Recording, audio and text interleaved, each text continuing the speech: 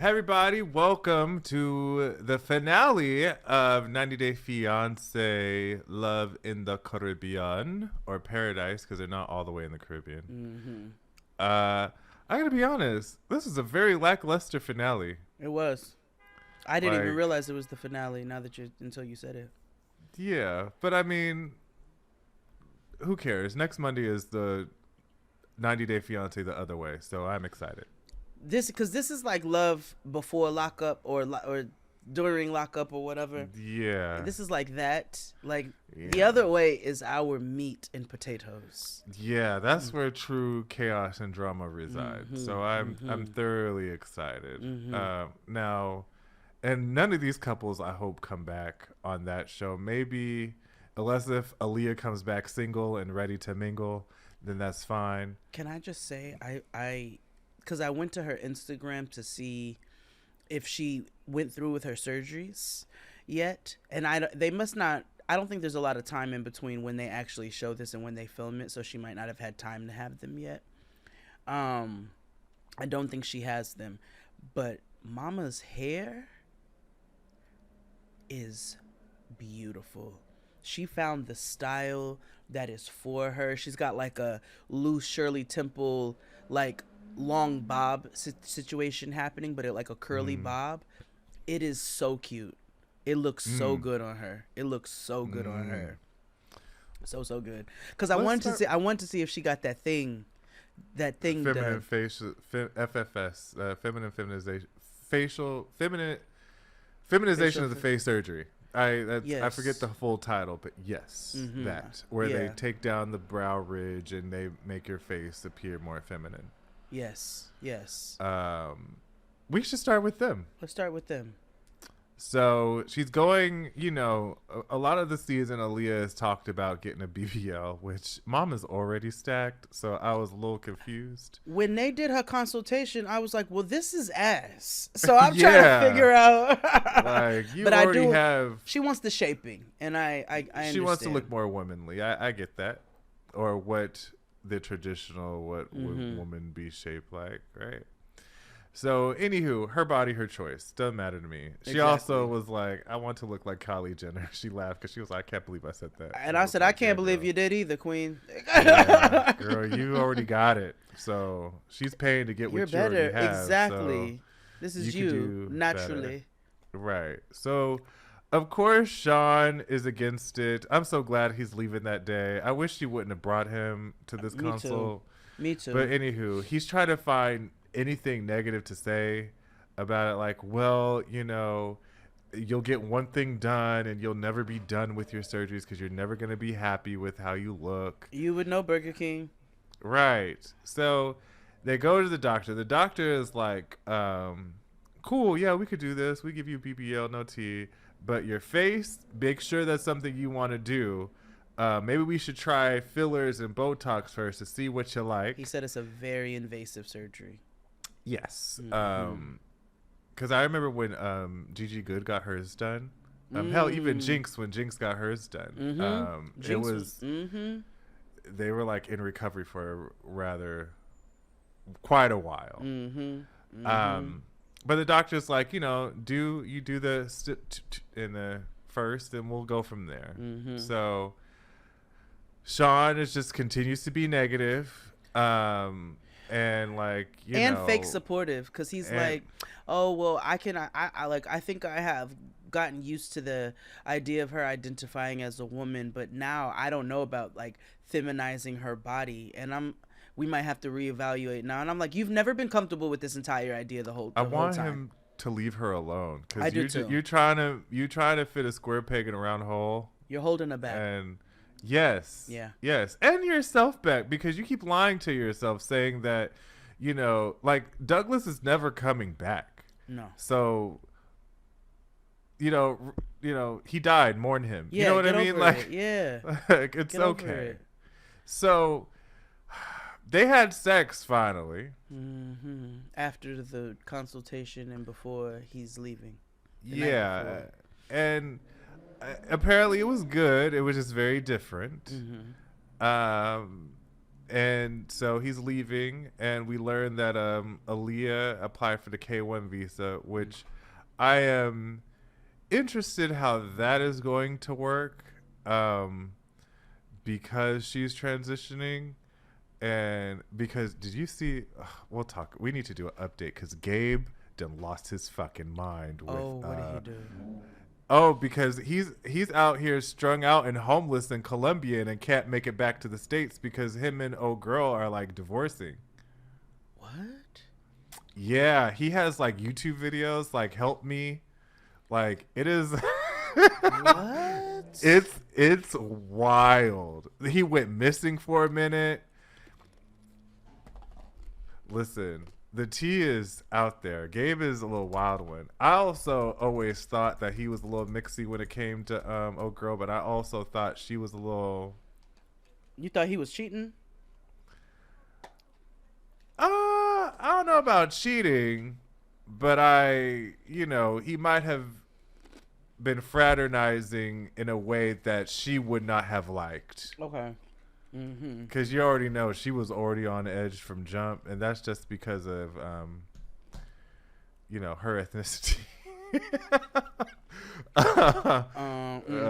know what I mean? Oh yeah, he's in the process of divorcing. It's been a terrible start to my new year. I'm not sad anymore. I'm angry. My blood is boiling, and I'm tired of new situations happening every time I pick up my phone. Yeah. Okay, we're gonna have to do a dive. Yeah. But anywho, Alliya applied for the K1 visa and he left. So hopefully, she dumped this nigga and she found somebody else. Yes. That's what I'm hoping for. Yes. Moving right along to you want to do Alex and Adriano? Yes, let's get them out of the way. So, remember last time we chatted, she was on the boat trying to break up with him. She's crying and throwing up and shit because he made a off-color joke about having a menage a boogie with her cousin Tiffany with an E. Now, let me tell you something. The first thing I thought when they came up, I was like, I didn't even see how beautiful this view was behind this bullshit on this boat. Yeah, they tainted all of South Italy with this nonsense. Gorgeous. It is gorgeous in the background. It is gorgeous. I was so mad that I didn't pay attention to that last time. I was like, fuck this stupid fucking relationship is dead more than yeah. Let me look at these villas on the hills and shit. Hello. Gorgeous.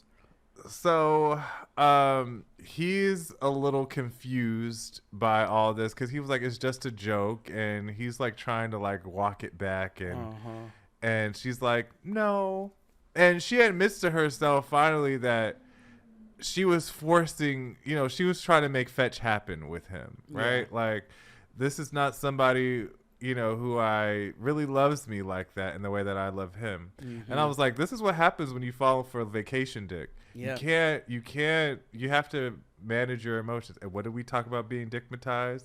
Yeah. You can't see let us know that you don't get it like that.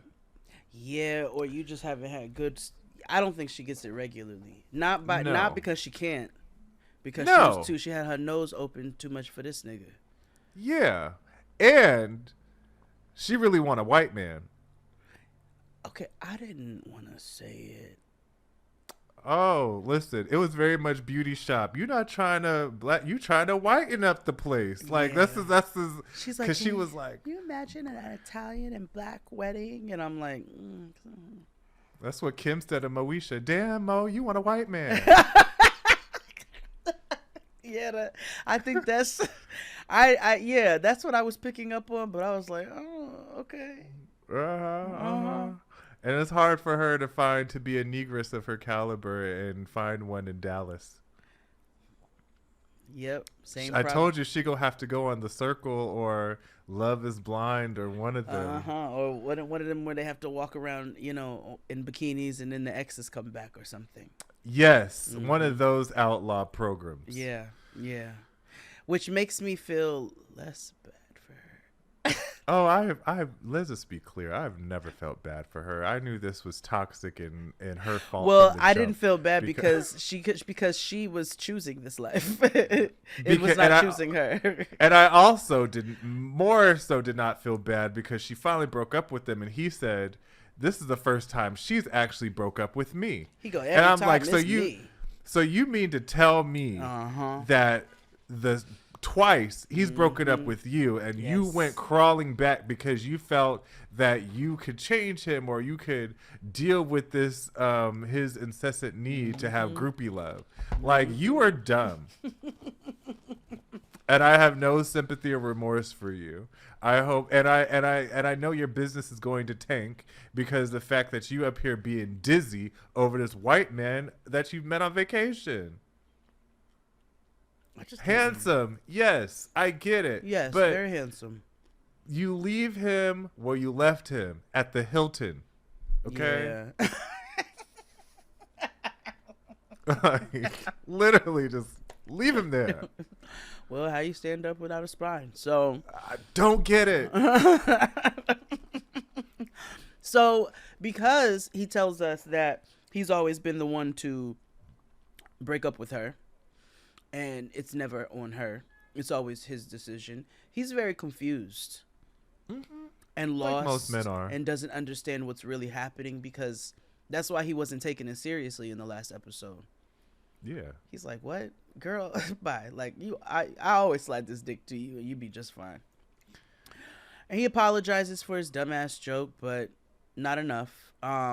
He wants a fresh start. I don't know what that means. You didn't say anything. Do you still want the twa boogies or what? Are you going to recognize that I'm black? Right. Because, again, we're not even... To be honest, this menage thing that he has is literally a lower thing on the ladder than it is for you recognizing your religion and the fact that he can't acknowledge your strife humanity in this world as a black woman. That is never going to work. Never. It was never going to work. You're right. The Twa Boogie was low on the list of priorities, but of course, her being dizzy as she is, that was, you know what? You're right. So he feels numb. She finally got a bit of a spine, knows she deserves more than to shrink herself into a box for a relationship. And she leaves some of his shit at his house. So he has to bring it over to her before she's heading out. And I know he thinks he's getting ready to get back in. Like, okay, I'm going to come over and it's going to be fine. And he comes back over with the same, I want to change. I want to be better. But she's now thinking with her head and not her nanny. So she's like, you know what? No. And your patterns have always been that you want to do better until we get back in it and then you slip back into the same shit. And you're always going to be racist, overtly or not. So I was blinded by the adventure of this relationship, which I thought was good of her to acknowledge. She's still open to white love. She gets on the train and he walks off sad, like what's his face in Love Jones? Brother to the night.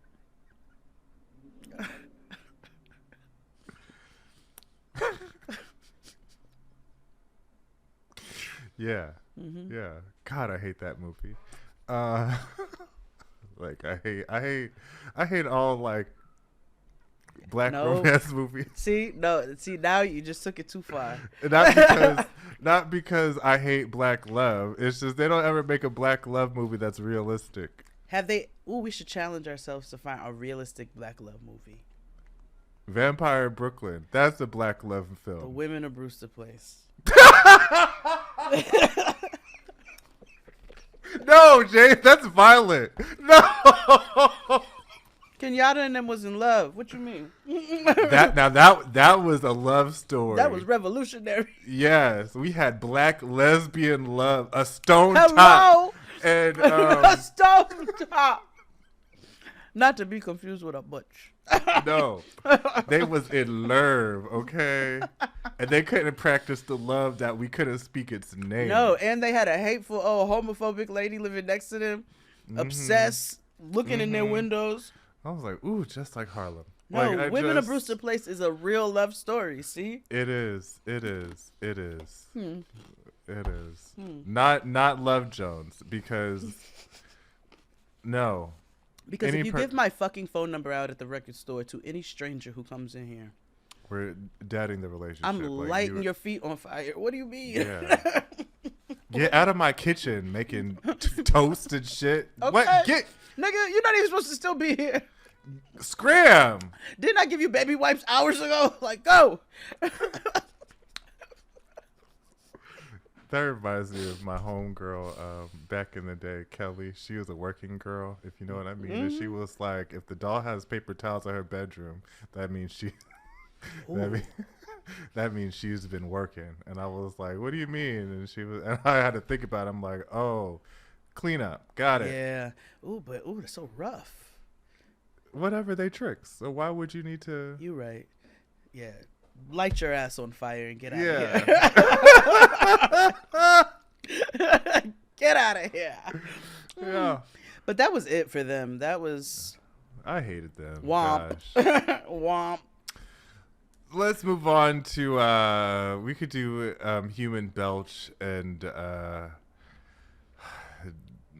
Dizzy Malta Also, girl, Dizzy Nani. Yeah. So he's so fucking disgusting. I wanted to like projectile vomit on my television. Like, he's up here smelling his socks to figure out if they good or not. And we've all done this before. However, he's like, oh, I've worn them for like 3 or 4 days. So like, just try to see how fresh they are. You disgusting. I didn't think I could be more disgusted by him. And he proved me wrong.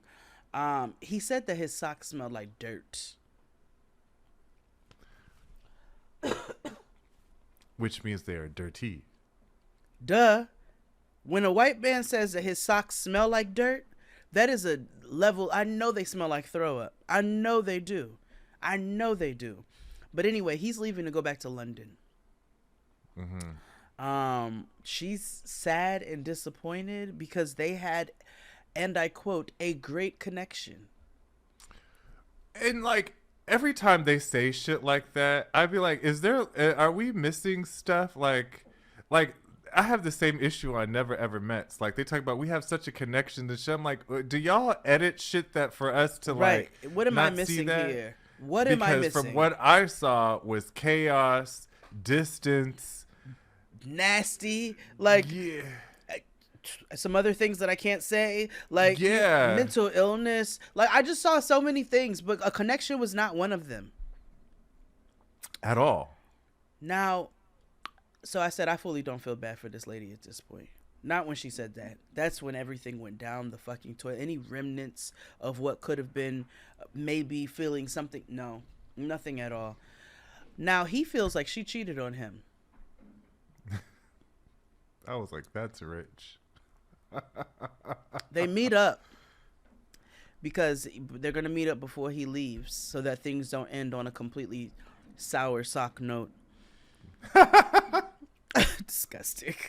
And he's like, yeah, I feel like you cheated on me.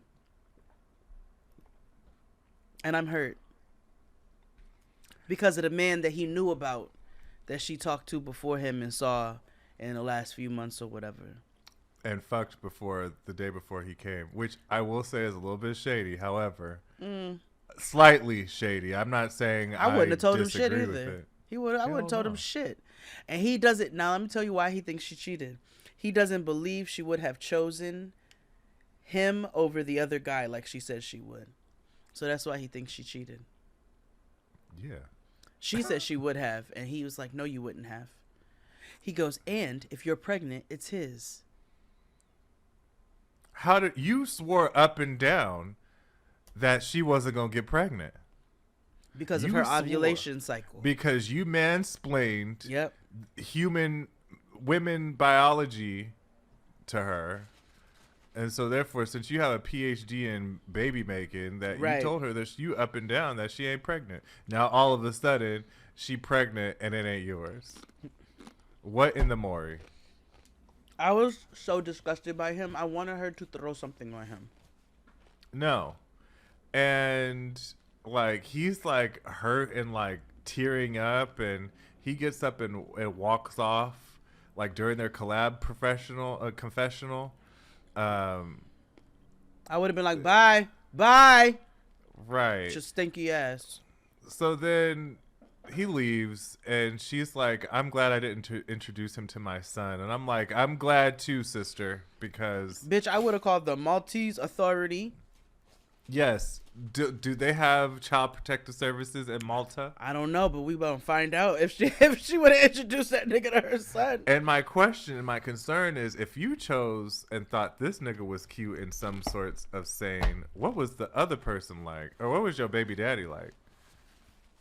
Well, I'm wondering if Belch was a new level of desperation for her, because remember she said, I'm 39 and you know, I don't want to be alone.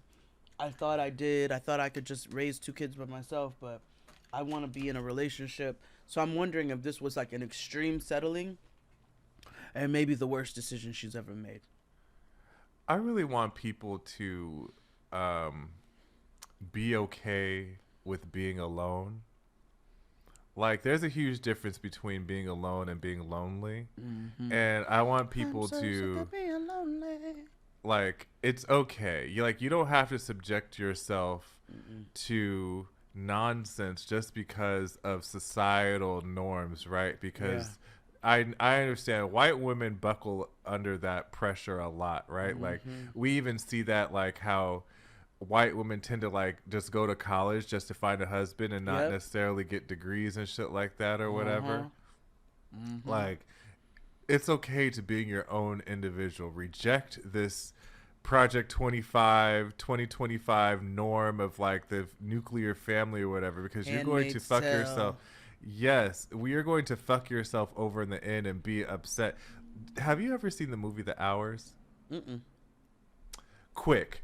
Julianne Moore is part of the story. Julianne Moore it's in the 50s. She's it's a very complicated story because it's like with Nicole Kidman, she plays Virginia Woolf, Julianne Moore, and Meryl Streep. Julianne Moore is speaking. My favorite. Let me tell you something. One of my favorite white women. Girl is speaking out for Palestine, and this is why I said she's one of my favorite white women. Okay. You know, I only have like 3. So like. Oh, and 2 of them are in this movie. Exactly. Exactly. So, because the other one is Reese Witherspoon. So, I see it. Yeah, because I mean, you know, she's the younger version of them. We'll go with that. Yeah. So, anywho, she plays Ed Harris. Ends up growing up or whatever. She plays Ed Harris's mama, and so she ends up in this like 1950s housewife situation, and like traditional father goes out to like make the money, and she got to raise the kid. And one day Julianne Moore is like, I don't want to do this. She's like, I don't want to do this. And she gets to the point where she's like about to like off herself because she's like, this is not who she doesn't want to do. This bubble of like traditionalism, like I didn't want to raise my kid, I want to be off and do my own thing. Because she lived in 1951 in the movie. Yes, and so she just gets up and like leaves and abandons her family because she doesn't want to like like she too went to the store and never came back. Like, and yeah, it's a wild ass movie. So Streep, a New Yorker, prepares an award party for her age-stricken longtime friend and poet. She's in 2001. In 1951. Julianne Moore is a pregnant housewife in California. Of the one, so she's the mother of the guy who Meryl Streep is throwing a party for. Oh, okay. And it's all based off of the book Mrs. Dalloway, written by Virginia Woolf. And Virginia Woolf is played by Nicole Kidman. And and so it's like a 3-story and how it's all connected through this book, Mrs. Dalloway. And Meryl Streep actually is technically Mrs. Dalloway in the book. In the movie, and not realizing it, even though Ed Harris keeps calling her Mrs. Dalloway. Oh, I didn't even realize that was Nicole Kidman. Did they she won an Oscar for. Yeah, she won an Oscar for it. That shit was amazing. Okay. She was, and I'm not, only thing I really like by Nicole Kidman is her AMC commercials, but she did the fuck out of that role in The Hours. I know, because she gets on my nerves. And what's the movie, the show I be watching in Big Sur? Big Little Lies. Oh, Big Little Lies. Yeah. She get on my like her demeanor gets on my nerves. Then I feel bad because I'd be like, your husband was a Scientologist, but that's real life. Yeah, but then she escaped that, and then she can't see her kids no more because of the fact that they got indoctrinated. Because remember, they had to be like, hey, we in Scientology, so we don't fuck with you like that. We don't fuck with you, lady. Yeah, and then she had to go marry Keith Urban, who looks like Jennifer Aniston. It's just a lot going on. Keith Urban? Let me look. An Australian country artist. He does look like Jennifer Aniston. You should watch The Hours. It's a very it's a good film. Yeah, it looks like it. I'm gonna watch it later. But most importantly, that part where like Julianne Moore was like, "Fuck this! I'm rejecting societal norms." Yeah. And Ed Harris on his deathbed because he's dying of AIDS, and she comes to finally, and she does not see him until that moment, and she's like, "This is what I had to do for my own life." So the boy with AIDS wasn't raised by his mother because she left. Yeah. Damn. Mm-hmm. He left, crazy. And it was just him and his daddy, and had a tumultuous relationship because there was no woman in the house, whatever. Mm-hmm.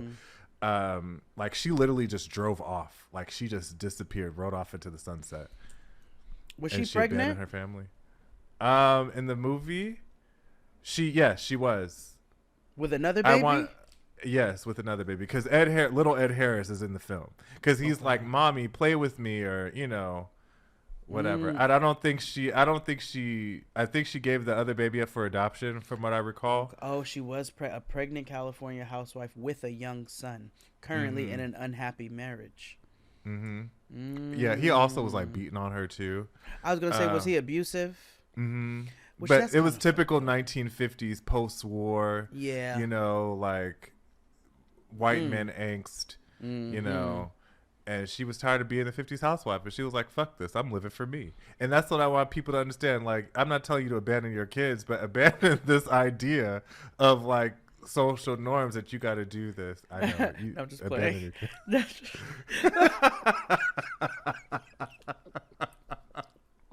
I'm just playing. See, that's how dry this finale was, because I could talk more about it. I forgot we were doing it. I'll be honest with you. I forgot. But that was them. That was with it. And Kyle. He's never going to stop donating, and he hopes he finds somebody who can deal with that. Yeah. And last but not least, we have Madelein and Luke. This could be really quick too. Last day of their vacation, she's eating the largest chicharron of life. Yes, she was. Which I'm about to go get one of those down at Grand Central Market. Yes. And pork rinds are healthier 0 calories. than potato chips. Yes, low carb. I learned to eat chili with them. Fabulous snack. Interesting. Yeah. Yeah, my homegirl put me on. She was like, "Have you made nachos with pork rinds?" I was like, "That's what the young people say." TikTok. The young people say, that's very big back of you to say. But she was like, "No, but think about it. It's very low carb. Chili is a healthy meal, and I really want some chili, even though it's hot as hell outside." But she was like, think about it. I was like, Caribbeans eat soup in any weather. Because I definitely had soup the other day.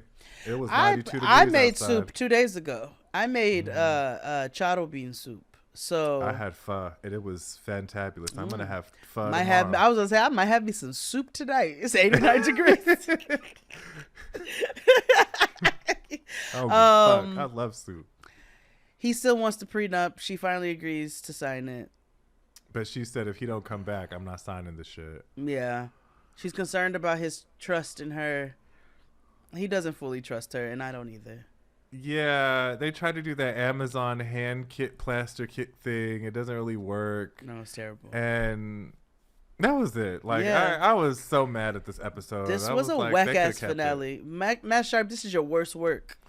like if y'all were just fudging this so y'all could do the work over inmate to roommate, Sure. I Maybe. sure, but you can't abandon your bread and butter. I'd like rather this, you know just what I mean? not do this one. Yeah.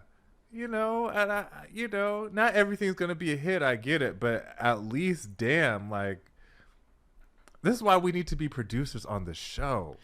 I know how to get because I would have told Luke. Let me see. If You want to know how I would produce this finale? Let me see. So if I was producing this finale, I would have told Luke that she has no interest. She's only telling you this to like keep you happy. She has no intentions of, doing this. Are they hiring for prediction? Well, I don't see that, but I looked up Matt Sharp customer service phone number, and Matt Sharp Media. I found the email. I found the PO box. I found the physical address, and I found the office phone number. Agents of Chaos should call and recommend us. 573-378-5669 for Matt Sharp. It's also on mattsharpmedia.com. Oh, is this Matt Sharp? Yuck.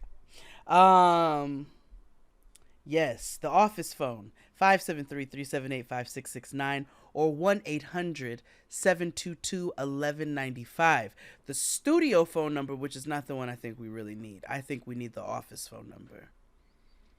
Let them know. Jade and XD have been covering you all for almost 10 years now. Yeah, stupid. Or you can email them at matt@lakeradio.net. Wait, hold on. Wait. This is not that Matt Sharp Entertainment. Oh, no. Don't call them. Okay. This is not Sharp Entertainment executive staff. Oh, that's Matt Sharp. I'm about to say, because he's not an ugly man. He's just a standard issued white man. Like, Yeah, you know what I mean? Like, this is different. Okay. Okay, contact Sharp Because Entertainment. is Dan Adler a part of that? Because that's another. It's Matt Sharp and Dan Adler. Oh, this is the proper site. Okay. Oh, they do have a phone number. 212-784-7770. Or you can email. 212. That's a New York number. Are they in New York? I'll show up in your dreams. That makes sense because they have Shawn and ineffective hosting and the reunions in New York City. You're right. That does. Yes. 212-784-7770. Let them know Jade and XD has been. They need to hire us for commentary. We're good on any block. Okay. I should fill out this contact form. And I should be like, why the fuck do you keep playing with us when you know who we are? Yeah. You want me to do it?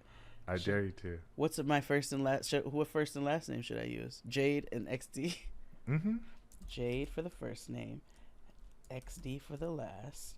Jade and XD at gmail.com. Mm-hmm.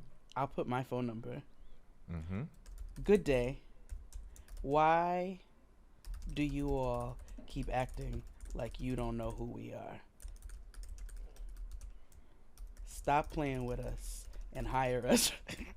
We'll give them access to the help Patreon, to produce YouTube, whatever they want. even more incredible content. Talk soon, moi. Yeah. Talk soon, moi. Jade and XD. Jade and XD LLC, we're a legit business, so holla at the children. We'll make you look good. No, let me see. Stop playing with us and hire us to recap some of this, and hire us to. Oh, God damn it! Hold on. Stop playing with us and hire us to recap the programming that we already do, that are and have been for 8 years. Talk soon. Moi, Jade and XD. Yeah. Submit. Yeah. Wonderful. It's doing the thing. I'm dressed like a West Indian auntie today. I have on a skirt and a shirt and a tank top. All I need is some sandals, and it'll be going out to buy me some fruit. Oh, I'm wearing a whole set, just like, Caribbean uncle. It's matching shirt and shorts. It's no socks, no mine shoes. is not matching, hence the Caribbean auntie. Yeah, it's either this or Black American swap meet, whatever you choose. Are my parents?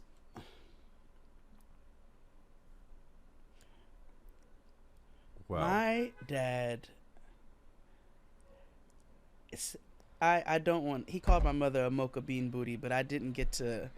Let's just. it's time to go. It is. Until we'll be back for 90 Day Fiancé the other way, which is our favorite. Yeah, that's where the good next stuff week. is. Yes, so we'll see you. Yeah, bro. Well, until next time. Bye.